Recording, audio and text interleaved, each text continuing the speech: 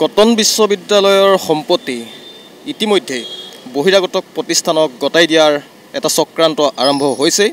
আমি দেখুৱাম যি সময়ত কটন বিশ্ববিদ্যালয়ৰ ভূমি ৰাজহ সংগ্ৰহৰ বাবে বহিৰাগত গতাই দিয়াৰ লৈ এটা বিৰাট বিতৰ্কৰ সৃষ্টি হৈছে।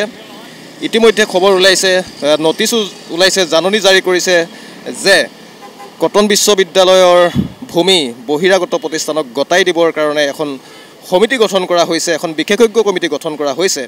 তাকে লৈ ব্যাপক বিতৰ্কৰ সৃষ্টি হৈছে। কিন্তু সেই সময়তে আমি আপোনালোকক দেখুৱাম যে এই স্থানত পূৰ্বে কটন বিশ্ববিদ্যালয়ৰ যিখন কফি হাউচ আছিল, এখন আপুনি দেখাই পাইছে যে কটন বিশ্ববিদ্যালয় কফি হাউচ,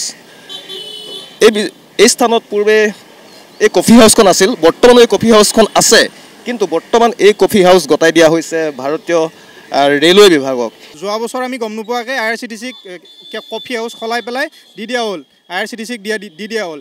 আমাৰ কেণ্টিনৰ অৱস্থা চাবলগীয়া একোৱেই নাথাকে, খাবলৈ একো নাথাকে, ষ্টুডেণ্টে খাব গৈ ফিৰি আহিব লগা হয়, বহিব জেগা নাথাকে। গতিকে এইবোৰ সমস্যা, শ্ৰেণীকোঠাৰ সমস্যা, এই সমস্যাসমূহত আচলতে গুৰুত্ব নিদি ছাত্ৰাবাসৰ সমস্যা কিমান কম, প্ৰতিবাদ কৰোঁতে যায়। ৰাতিপুৱা পানী নাথাকে, চকী নাই বহিবৰ কাৰণে, লাইন ফেনৰ সমস্যা। গতিকে এই সমস্যাবোৰ যিবিলাক সমস্যা আছিলে, এই সমস্যাৰ সমাধান হোৱা নাই।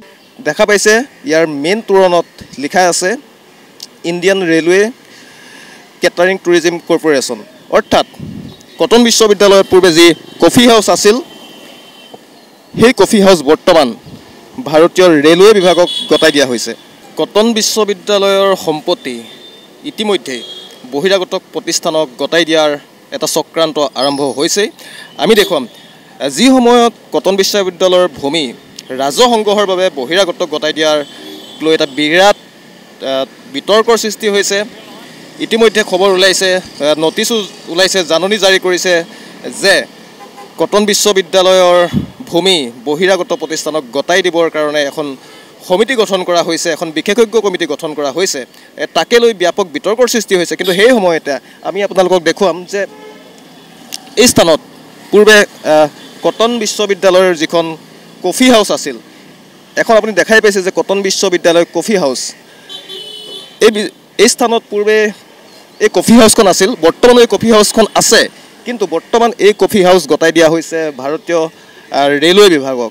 যোৱা বছৰ আমি গম নোপোৱাকৈ IRCTCক কফি হাউচ সলাই পেলাই দি দিয়া হ'ল, IRCTCক দি দিয়া হ'ল। আমাৰ কেণ্টিনৰ অৱস্থা চাবলগীয়া একোৱেই নাথাকে, খাবলৈ একো নাথাকে, ষ্টুডেণ্টে খাব গৈ ফিৰি আহিব লগা হয়, বহিব জেগা নাথাকে। গতিকে এইবোৰ সমস্যা, শ্ৰেণীকোঠাৰ সমস্যা, এই সমস্যাসমূহত আচলতে গুৰুত্ব নিদি ছাত্ৰাবাসৰ সমস্যা কিমান কম, প্ৰতিবাদ কৰোঁতে যায়। ৰাতিপুৱা পানী নাথাকে, চকী নাই বহিবৰ কাৰণে, লাইন ফেনৰ সমস্যা।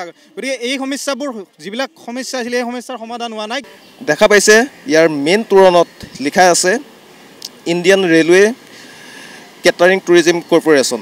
অৰ্থাৎ কটন বিশ্ববিদ্যালয়ৰ পূৰ্বে যি কফি হাউচ আছিল, সেই কফি হাউচ বৰ্তমান ভাৰতীয় ৰেলৱে বিভাগক গতাই দিয়া হৈছে।